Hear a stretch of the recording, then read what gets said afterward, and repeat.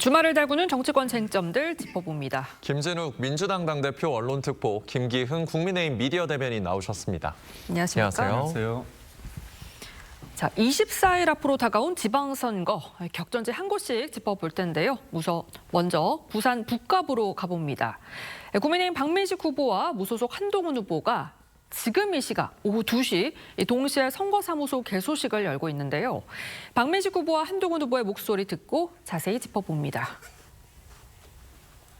보수 재건의 길, 바로 여기서 제가 승리하는 것입니다. 반드시 승리하겠습니다. 저는 우리 북구갑의 시민들의 아들, 삼촌, 형제로서 그리고 아저씨로서 시민들을 섬기겠습니다. 나경원 우리 대표님, 안철수 우리 선배님, 또 김문수 장관님, 원희룡, 권영세, 김기현 대표님, 또 송원석 원내대표님, 그 위에도 많은 분들이 오실 거로 좀 예상하고 있습니다. 그래서 지금 축사 시간을 조금씩 줄이는 게 지금 큰 관건입니다. 한동훈 후보 개소식에는 한 후보 만류로 친한계 의원들이 불참한 반면에 박민식 후보 측에는 지도부와 중진들이 총출동했습니다. 일각에선 새 과시에 밀려선 안 된다는 분위기가 있다, 이런 분석이 나오는데 실제 당 분위기는 어떤가요? 저희는 한동훈 후보 측에 대해서 별로 개념치 않습니다. 의식하지 않습니다. 한동훈 후보 측에서 이른바 이제 진정호 비례대표랑 한지아 비례대표 관련해서 오지 말라는 건 어떤 의미냐면 자극하지 말라는 겁니다. 한동훈 후보께서는 진짜 보수를 새롭게 재건한다고 말씀하시지만 네. 지금 이번 선거의 어떤 시대 정신이 과연 그것인가? 그게 아닙니다. 지금 폭주하고 있는 이재명 정부, 다른 것도 아니고 자기 사건을 자기가 임명하는 특검을 통해서 자기 재판을 삭제하려고 하는 이 부분에 대해서 많은 분들이 분노하고 있는데요. 이 부분과 같이 단일 대우로 나가야 됩니다. 그럼에도 불구하고 그렇지 못한 부분에 대해서 과연 중도 보수 그리고 당원들과 국민들이 그거를 과연 함께 하실지 여부에 대해서는 저희 의문이고요. 그렇기 때문에 불필요하게 전선을 확대시키기보다는 뭐가 문제인지에 대해서 명확히 할 필요가 있다 봅니다. 네, 두 후보가 이렇게 한날 한시 개소식을 열자 국민의힘 박형준 부산시장 후보 보수가 다시 분열되는 모습이라면서 우려를 표했고요. 오늘 선대위 회의에서는 단일화를 강조하기도 했습니다. 외부에서 보시기에 단일화가 끝내 불발될 경우 이 부산시장 선거 판도에도 영향을 줄까요? 부산시장 전체 선거에서는 큰 영향은 없을 겁니다. 지금 그 동시간대에 박민식 후보와 한동훈 후보가 이렇게 같이 개소식을 하는 걸 보면 한쪽은 당의 조직력을 총결집시키는 모습이고 또 한동훈 후보 쪽은 나 홀로 선거 운동을 할 수밖에 없는 무소속 후보자의 입장, 이것이 그대로 반영되는 상황인데 한동훈 후보자가 부산 북구 지역에 지금 갇힌 형국입니다. 그렇기 때문에 한동훈 후보자와 박민식 후보가 이 단일화를 하느냐 여부는 부산 북구 지역에서는 일정하게 영향력을 행사할 수 있을지 몰라도 부산 전체 선거에서는 크게 영향을 좀 주기 굉장히 어려운 그런 부분이 있고요. 본격적인 선거 운동이 시작되면서 이 신경전이 보다 가열될 텐데 앞으로 한동훈 후보는 무소속 후보로서 그 지역에 출마하고 있는 어떤 이번 지방선거의 출마자가 단 한 명도 없는 상황이기 때문에 과연 어떤 방식을 통해서 표를 결집해 올 것인가 하는 큰 숙제를 두고 있는 상황이기 때문에 지금의 이 단일화 문제와 관련해서만큼은 부산 북구의 이슈이지 이것이 부산 전체의 이슈가 되기는 상당히 어렵다, 이렇게 전망됩니다. 네, 민주당 하정우 후보도 잠시 뒤 개소식을 엽니다. 그런데 정청래 대표는 이 자리에 참석하지 않는다고 알려져 있는데요. 이 오빠 논란 이후에 좀 공개적으로 나서는 것을 좀 자제하는 거 아니냐, 이런 분석도 나오는데 어떻게 보세요? 그렇게 일각에서 그렇게 보시는 것 같습니다. 그런데 전혀 그렇지 않고요. 지금 오늘 저희 민주당에서는 오전에 대한민국 국가정상화 선대위가 공식적으로 출범했습니다. 이제 완전히 이제 선거 체제로 당이 선대본 후보를 출범시킨 것이고요.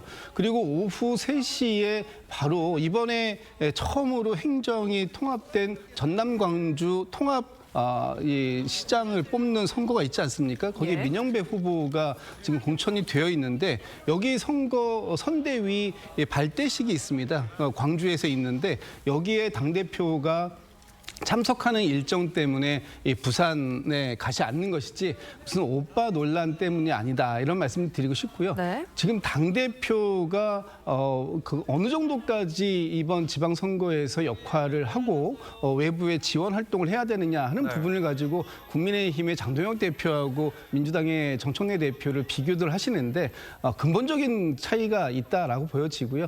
민주당의 이 정청래 당 대표가 굳이 어떠한 이슈 논란 때문에 어디를 피해야 할 이유는 전혀 없다. 오늘 오후에 그 호남 굉장히 중요한 저희 그 민주당의 저희 그 심장 같은 곳입니다. 여기에 가서 선대본 발대식을 잘 하시고 내일서부터 또 전국 단위의 선거 운동에 매진할 것이다 이런 말씀드립니다. 네, 이런 가운데 부산시장 선거 열기도 달아오르고 있습니다. 어제 민주당 전재수 후보 선거사무소 개소식을 열고 새누리에 나섰는데요. 정청래 대표가 지원 사격에 나섰습니다. 들어보시죠. 전재수는 이재명을 닮았습니다. 첫째, 똑똑합니다. 두 번째, 꼼꼼하다. 전재수는 집념이 강합니다. 전재수 몇 번 떨어졌어요? 3번 떨어졌죠. 3번 떨어졌어요. 그러면 포기하고 싶습니다. 그런데 포기하지 않고 다시 도전해서 3선 국회의원이 됐고 또 더불어민주당 부산시장 후보가 됐습니다. 정청래 대표, 이재명 대통령과 전재수 후보가 닮았다며 원팀을 강조하고 있고요. 국민의힘 박형준 후보는 민주당의 이른바 공소취소 특검법을 비판하면서 대통령과 민주당 견제론으로 맞서고 있습니다. 이 부산 민심을 잡는데 이러한 전략 선택한 이유가 있을까요? 전 민주당이 좀 착각을 하신 것 같습니다. 이재명 대통령과 전재수를 하나의 카테고리로 묶는다면 저희한테는 굉장히 좋은 건데요. 이재명 대통령께서 어젠가요, 조작 기소를 통한 사법살인, 그리고 테러범을 동원한 흉기살인, 그리고 조작 언론을 통한 명예살인 이렇게 말씀하셨습니다. 조작 기소 밝혀낸 거 있습니까? 없죠. 그리고 테러범을 동원했다고요? 누가 누구를 동원했습니까? 밝혀지지 않은 내용을 대통령이 이렇게 말씀하시고 계시고요. 조작 언론을 동원해서 명예를 살인했다. 언론 이틀막 하는 거 아닙니까? 결국 이게 공소 취소를 여하튼 하겠다는 강력한 의지의 표명입니다. 네. 그렇다면 이게 이재명 대통령이 살아있는 권력이 가장 대한민국에서 힘이 센 분이 본인의 권한을 이용해가지고 피해자를 자처하면서 이거 내가 바로잡겠다. 공소 취소하겠다 이렇게 대놓고 말씀하신 거거든요. 이 부분에 있어서 이거는 여야의 문제도 아니고요. 진영의 문제도 아닙니다. 원칙의 문제입니다. 대한민국 누구도 법 위에 군림할 수 없고요. 모든 국민은 법 앞에 평등합니다. 그렇다면 이거는요. 선거에 있어서 가장 중요한 이슈가 될 수밖에 없습니다. 그렇기 때문에 영남 진영부터 꿈틀대는 이 민심이 전국으로 지금 뻗어가고 있다 이렇게 말씀드립니다. 예. 네. 이재명 대통령 지금 지지율이 60% 이상입니다. 일자라는 대통령으로 평가받고 있고 인정받고 있습니다.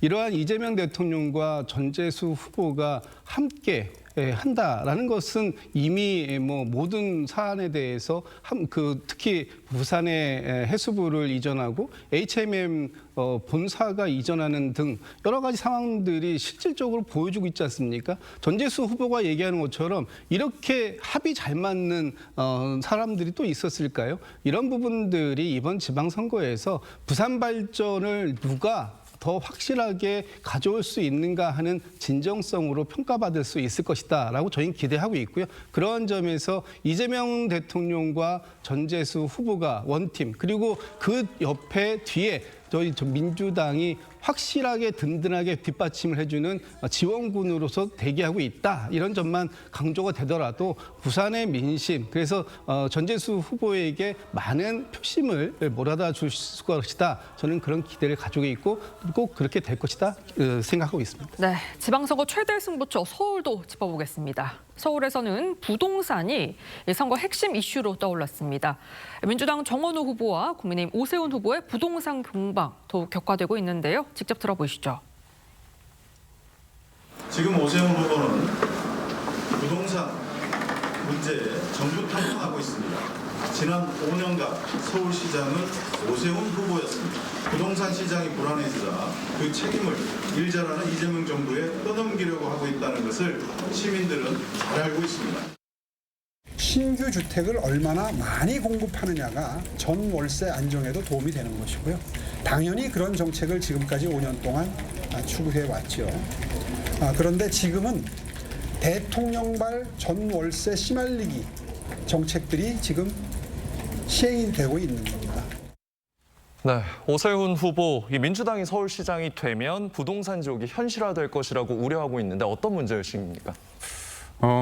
아무래도 제가 볼 때는 정은호 후보가 부동산 정책에 대한 이해가 굉장히 떨어진 것 같아요. 가장 큰 문제가 되고 있는 게 지금 다주택자 그 양도세 중과하는 부분에 대해서 이제 이게 시일이 끝났습니다. 네. 그렇다면 지금 어떻습니까? 부동산 가격이 다시 오르고 있습니다. 그리고 전월세 시장도 진짜 전세는 없어지고 있고요. 그다음에 월세는 폭등하고 있습니다. 이런 부분에 대해서 제안을 하는 게 아파트가 부족하면 빌라를 지으면 된다고 말씀을 하셨는데 본인과 캠프의 주요 당직자들은 다 아파트에 살고 있습니다. 그렇기 때문에 자기도 지키지 않는 이런 상황에 대해서 이렇게 하는 거는 언어 도단이다 이렇게 말씀합니다. 예.